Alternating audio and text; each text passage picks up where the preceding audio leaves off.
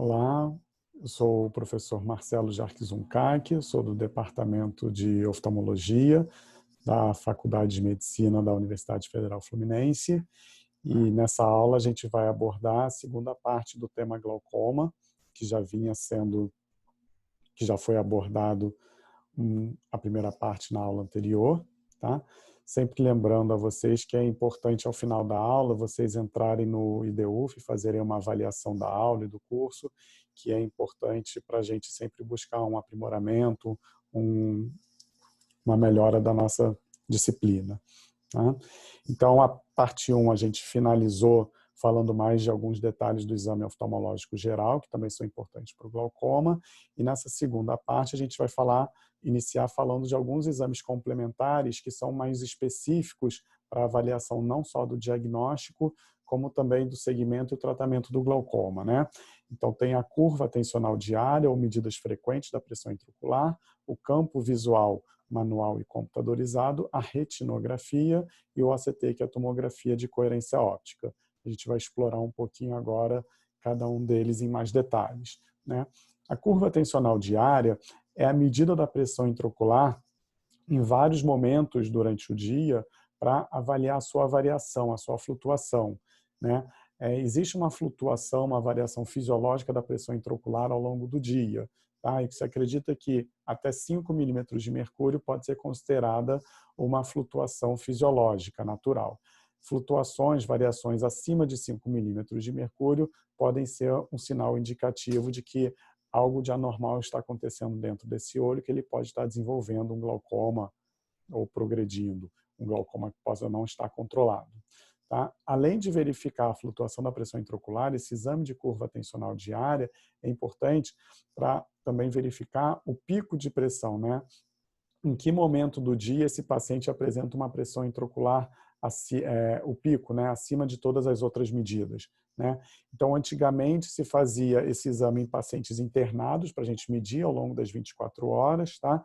Só que hoje isso é cada vez mais raro, então o mais comum hoje em dia é que a gente marque as consultas de acompanhamento dos pacientes em horários distintos, um dia de manhã, outro dia à tarde, exatamente para a gente ter uma amostra de como se comporta a pressão dele em diferentes momentos do dia. Tá?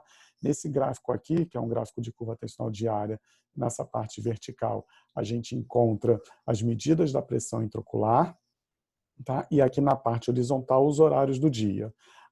O olho direito está representado por essa linha contínua, enquanto o olho esquerdo está representado por essa linha tracejada. Então, a gente viu aqui que às 6 da manhã, o olho direito apresentou uma pressão de 24 milímetros de mercúrio, o olho esquerdo de 26.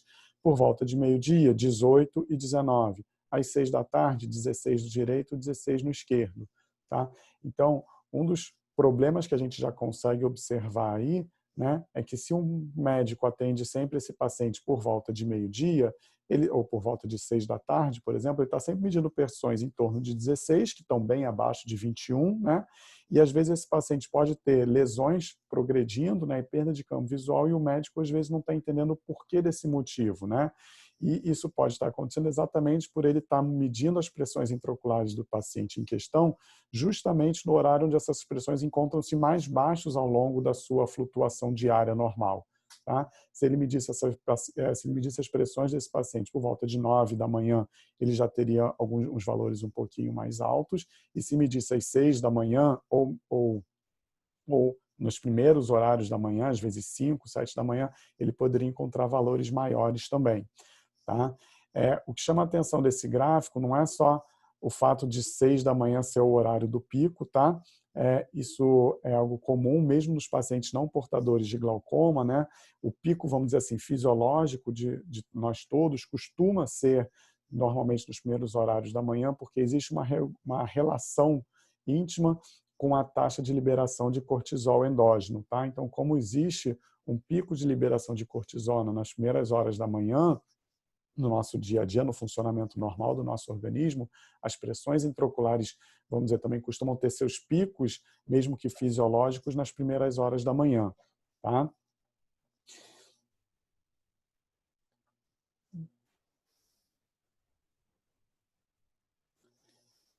Então, aqui só um outro detalhe que eu já mencionei para vocês. Então, é sempre importante está ciente de que a gente pode ter picos de pressões ocorrendo nos horários fora, vamos dizer assim, da rotina do nosso consultório, né? E isso é muito importante para, às vezes, detectar um diagnóstico ou um paciente que está progredindo e a gente não entende o motivo dele estar progredindo se aparentemente as pressões estão bem controladas. Tá? Partindo para o segundo exame, né, é o campo visual, que a gente tem 2 aparelhos, o campo visual manual de Goldman e o campo visual computadorizado. Por que o campo visual é importante? Porque o campo visual ele vai medir a perda funcional. Tá? E por que a perda funcional é importantíssima não só para a gente, como para o paciente também? Porque para o paciente, se a pressão dele está 22 ou 18, se o nervo dele tem uma escavação um pouquinho maior ou um pouquinho menor, isso pode não significar nada para o dia a dia dele. Mas se ele começa a ter uma perda de campo visual, mesmo que periférico, isso já pode atrapalhar ele durante a condução de veículos, isso pode atrapalhar ele dependendo da profissão que ele exerce. Tá? Então, a perda funcional, a avaliação funcional é importante porque ela vai mostrar para a gente o que impacta na vida do paciente. Tá? E o consequente aumento dessa perda de função visual, de função funcional, leva à cegueira, que aí pode tornar até um paciente, às vezes jovem, já legalmente incapaz para exercer qualquer atividade e tem todo um custo, né, para o sistema público de saúde, para o sistema de previdência social. Às vezes você tem um paciente de 40, de 50 anos que ainda poderia trabalhar por mais 20, 30 anos, já aposentado por causa de uma deficiência, representando um peso, na verdade, para toda a sociedade. Então, por isso que o diagnóstico e o tratamento de glaucoma é tão importante. Né?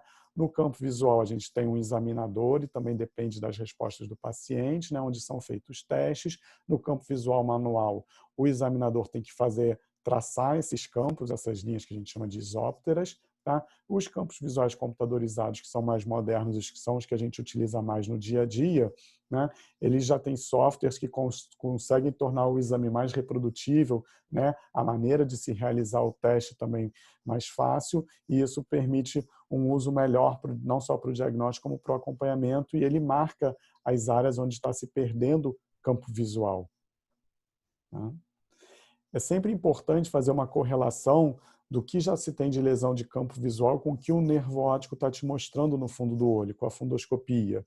Tá? Lembrando que algumas alterações na retina que não sejam glaucoma podem ocasionar alguma lesão em campo visual também. Tá?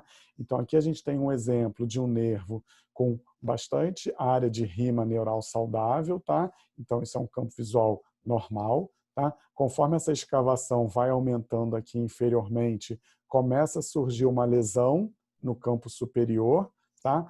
Lembrando que é sempre invertida essas lesões, então, quando você tem uma lesão na retina inferior ou no nervo óptico no seu polo inferior, isso representa uma lesão funcional no campo visual superior, é sempre cruzado, tá? Por quê? Porque o raio, né, a imagem que vem do campo superior, ao entrar no olho obliquamente assim, ela acaba impressionando a retina inferior, a parte do nervo inferior. Então, por isso que é sempre, vamos dizer assim, espelhada, tá?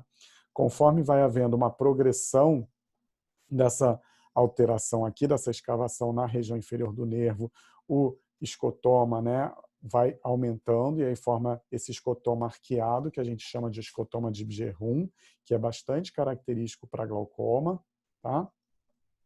E aí depois, conforme essa escavação vai aumentando nas outras regiões do nervo, esse campo visual vai ficando cada vez mais afetado e cada vez mais estreito, até que em glaucomas muito avançados, onde a gente só tem aqui um restinho de rima, né, saudável na região nasal, a gente tem aqui um pouquinho de campo visual temporal preservado e uma ilha de visão central. Então aqui a gente vê, é um glaucoma grave, mas como essa parte central ainda tem área saudável, preservada, o paciente pode ainda ter uma acuidade visual boa, que foi o que eu comentei com vocês no momento de medir a acuidade visual. Tá? Então, é sempre importante fazer essa correlação. Tá? A retinografia nada mais é do que uma foto do fundo do olho, tá? Da retina. E aí, quando a gente fala de glaucoma, né, a gente quer fotografar exatamente aqui o nervo óptico para a gente poder, ao longo do tempo, ao longo dos anos, poder botar uma foto ao lado da outra e comparar se essa escavação aqui ela está aumentando ou não ao longo do tempo. Né? Então, aqui eu marquei para vocês, exatamente para vocês terem ideia do que é escavação, tá? E essa parte alaranjada aqui é a rima saudável superior, temporal, nasal, inferior. Tem uma outra área aqui, um contorno mais claro, que é exatamente o anel escleral, mas aí já não é mais fibra nervosa saudável, tá?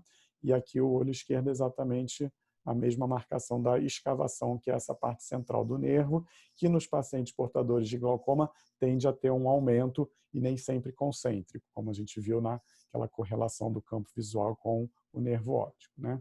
O OCT, tá, que é o exame de tomografia de coerência óptica, é um exame que serve para avaliar muito bem a retina, tá? Mas também pode avaliar nervo óptico e camada de fibras nervosas, tá?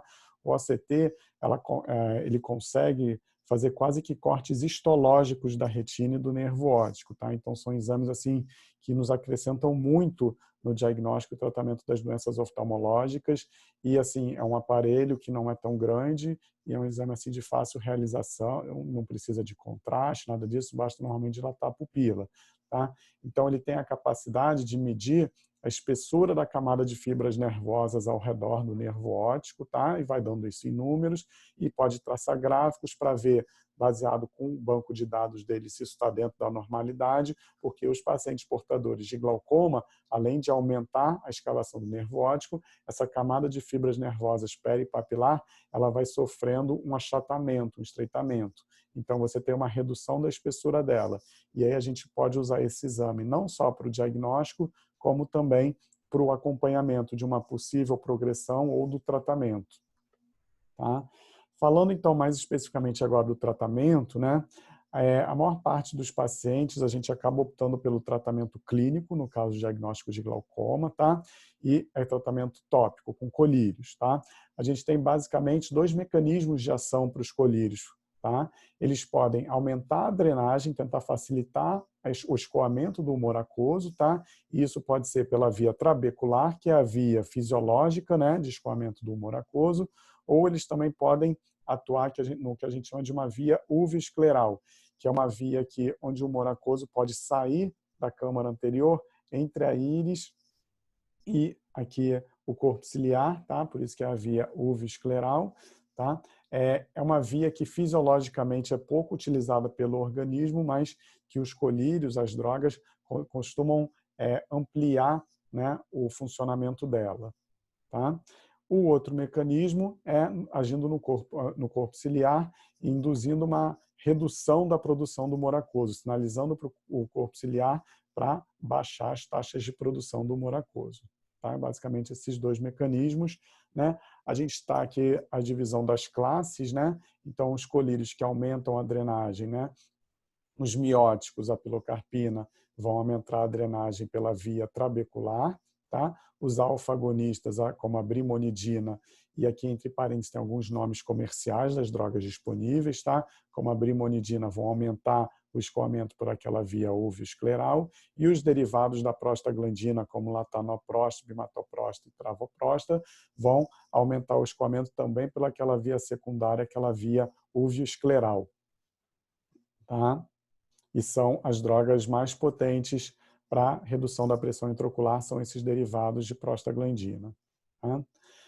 As drogas que reduzem a produção do humor aquoso, né, são os beta-bloqueadores, né, com destaque para o maleato de timolol, que pelo seu baixo custo ainda é uma droga muito utilizada, principalmente no sistema público de saúde, para o tratamento inicial de glaucoma. Tá? Existem inibidores de anidrase carbônica, como a dorzolamida e a brinzolamida, e os alfa-agonistas aqui se repetem. A brimonidina, na verdade, ela tem um duplo mecanismo de ação, né? Ela tanto sinaliza para o corpo ciliar para ter uma redução da produção de humor aquoso, como facilita a drenagem pela via uveoscleral. Tá?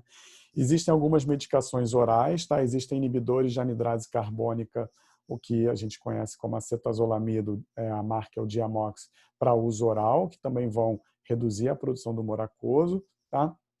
Eles não só são utilizados rotineiramente, são mais reservados para casos de urgência, emergência, porque o Diamox ele tem efeitos colaterais importantes. Ele faz o paciente perder muito potássio, então é muito comum o paciente apresentar cãibra, náuseas, enjoos, formigamentos, tá? O que limita o seu uso prolongado.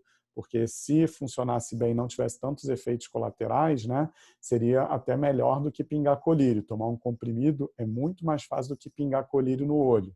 Tá? A gente tem sempre esse cuidado, né, quando vai orientar um paciente, explicar, porque não é simplesmente pinga o colírio, né? Às vezes o paciente acha que pode pingar no cantinho e depois virar, pingar na pele e abrir o olho depois. Exige uma destreza, exige um hábito, né? Pingar colírio não é algo tão simples, tá? Então, os inibidores da anidrose carbônica, eles reduzem bastante a pressão intraocular, então, em algumas situações de emergência, os inibidores da anidrose carbônica sistêmicos são bem úteis, tá? Mas, para longo prazo, infelizmente, os efeitos colaterais acabam limitando o seu uso. Tá? Existem agentes hiperosmóticos por via oral, como a glicerina, ou por via venosa, como o manitol, que também são potentes em reduzir a pressão intraocular.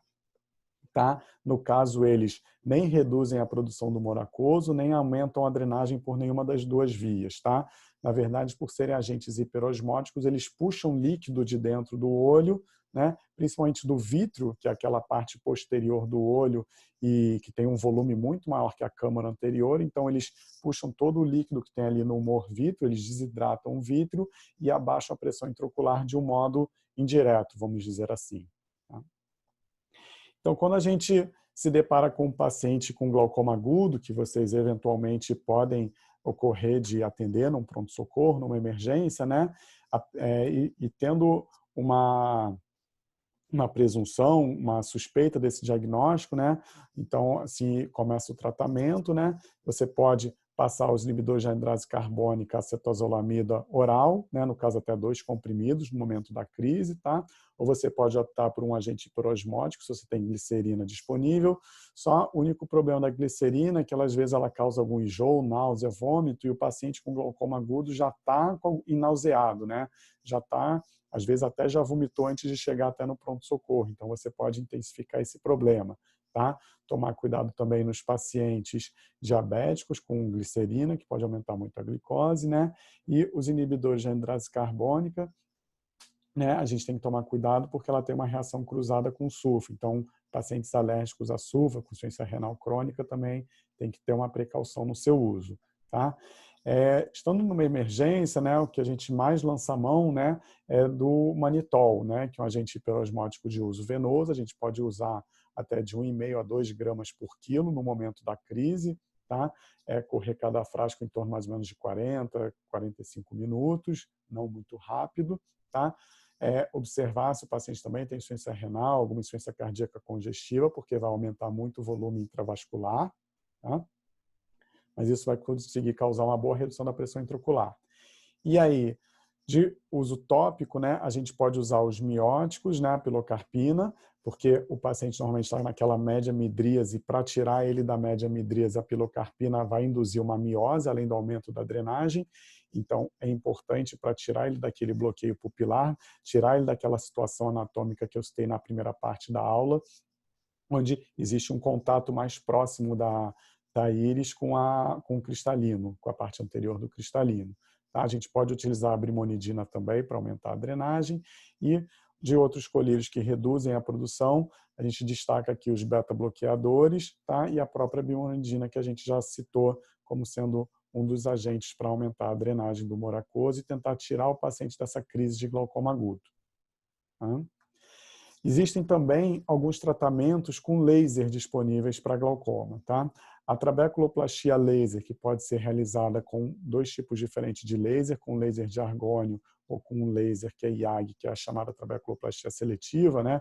A gente faz alguns disparos aqui na malha trabecular, tá? Visando um remodelamento dessa malha trabecular, de modo que a gente aumente os poros dela ou facilite a drenagem, diminua a resistência à drenagem por humor aquoso. Tá? Nos pacientes que desenvolvem a crise de glaucoma agudo, né, o fechamento angular agudo primário, a gente, quando resolve a crise, né, ou no momento da crise, se for possível, a gente pode fazer uma iridotomia com IAG laser normalmente. Iridotomia é uma perfuração aqui na íris, de modo que aquele líquido humor aquoso que não estava conseguindo chegar na câmara anterior, porque essa parte aqui, a pupila, estava ligada, né, ou muito próxima ali do cristalino, né, encostada e não permitindo o seu fluxo, né, a gente abre um caminho, uma via alternativa para esse humor aquoso sair ali da câmara posterior e chegar aqui na câmara anterior, tá? Então, a iridotomia é muito importante nesse sentido de evitar novas crises de glaucoma agudo por bloqueio pupilar, e também alguns pacientes que têm a configuração do ângulo como um ângulo fechado, às vezes, ao fazer a iridotomia, a gente também consegue equalizar melhor as pressões ali nas partes anterior e posterior do olho. Essa íris é deslocada um pouquinho para trás e esse ângulo pode eventualmente abrir e ele deixa de ter a configuração do ângulo fechado e passa a ter uma configuração de ângulo aberto. Quando nada funciona da terapia clínica, a gente costuma evoluir para o tratamento cirúrgico, tá? E a cirurgia mais comum, mais tradicional para glaucoma é o que a gente chama de trabeculectomia, tá? A trabeculectomia nada mais é do que uma fístula, a gente faz uma comunicação da câmara anterior do olho com o espaço subconjuntival. Então, entre a esclera, que é essa parte branca aqui, e a conjuntiva, que é uma espécie dessa pele, vamos dizer assim, que recobre todo o olho. Então, o objetivo é que o líquido, o humor aquoso, drene para esse espaço, né? Então, a gente abre a conjuntiva aqui próximo ao limbo, tá? A gente confecciona um flap com uma espessura parcial de esclera. Aí aqui a gente faz uma comunicação para a câmara anterior e faz uma iridectomia cirúrgica, tira um pedaço de íris. Depois que a fístula está feita, a gente rebate esse flap de esclera e dá alguns pontos, né, para ter uma tensão, né, faz essas suturas com nylon, exatamente para também não ficar um fluxo contínuo e a pressão chegar a zero, que também é um outro problema que a gente pode ocasionar para o paciente, onde vai gerar, por exemplo, uma maculopatia, um descolamento de coroide. Então, esses pontos aqui que dão certa restrição, né, certa resistência à passagem do humor aquoso pela fístula são importantes e a gente pode cortar eles no pós-operatório se a pressão começar a subir muito, exatamente para facilitar, diminuir essa resistência. E, por fim, a gente leva a conjuntiva de novo ali para frente, sutura ela e esse líquido, então, passa a ser drenado para esse espaço subconjuntival, diminuindo a pressão intraocular e não mais causando compressão ou lesão para o nervo óptico, tá? A gente não faz trabeculectomia como uma indicação primária, porque é uma cirurgia que está sujeita a algumas complicações, e não são poucas, tá? E, principalmente, ao longo dos anos, ela pode perder efeito, tá? Aqui, vocês veem que a gente está fazendo cortes mesmo, a gente está brigando contra a cicatrização do organismo, né? Normalmente, qualquer corte na nossa pele, nosso organismo, a tendência é cicatrizar, e aqui a gente faz essa comunicação e não quer que cicatrize, tanto que a gente costuma utilizar algumas medicações no intraoperatório e até no pós-operatório, visando uma modulação dessa cicatrização, de modo a reduzi-la para que a nossa fístula não feche, tá? E quando a trabeculectomia também falha, que pode acontecer, a gente pode recorrer aos implantes de drenagem, que são tubos, alguns até que têm uma válvula, tá? Os disponíveis comercialmente no Brasil hoje é a válvula de Armed, que é um tubo que tem uma válvula, então ela se fecha em determinada pressão para não ficar uma hipotonia muito grande e abre a partir dela, tá? E Barveld, que é um tubo também, que esse é não valvulado, em comum. Eles têm como se fosse esse tubo de silicone que vai ficar na câmara anterior e tem um prato que a gente vai fixar mais posterior na esclera, onde vai se acumular o humor aquoso ali para depois ser drenado. Tá? Então, aqui é um desenho esquemático, aqui como ele fica mais ou menos no olho, e olhando na lâmpada de fenda aquela biomicroscopia, né, aquele exame de biomicroscopia, a gente consegue observar aqui nesse olho que existe esse tubinho de silicone na câmara anterior. Então, é como se a gente fizesse uma fístula também, né, mas deixasse um tubo de silicone ali até para tentar evitar a cicatrização. Lembrando que esse tubo aqui, o ideal é que ele esteja nessa posição, onde ele nem toque na córnea, né, que é aqui representado por esse primeiro feixe de luz, nem também na íris, que está aqui representado por esse segundo feixe de luz. Tá? E aí, mesmo fazendo as cirurgias de glaucoma, tanto a trabeculectomia quanto os implantes de drenagem, não é raro a gente precisar de alguns colírios, algumas drogas associadas para conseguir um melhor controle dessa pressão intraocular. Então, vocês veem que é uma doença com diagnóstico um pouco difícil, né? Porque não é baseado no número, como, por exemplo, uma glicemia para determinar diabetes, a partir de tal valor você já pode fechar o diagnóstico, por exemplo, né? Depende de uma série de dados dos exames, do estado do nervo óptico, do campo visual, das pressões intraoculares, se o ângulo é aberto, se o ângulo é fechado, para a gente primeiro definir que a doença está presente, para depois poder iniciar o tratamento e o seu acompanhamento, que, como eu já mencionei, é todo baseado na tentativa de se reduzir a pressão intraocular e, assim, estabilizar ou reduzir muito a progressão da doença, tá? De modo a preservar a função visual, né? E permitir que esse paciente chegue ao final da sua vida com uma visão útil, tá bom? Eu acho que esse era o último slide da apresentação. Queria agradecer aí a todos vocês por assistirem às aulas e lembrando só de, se possível, entrar depois lá no IDUF para fazer a avaliação para a gente, tá bom? Muito obrigado e até logo.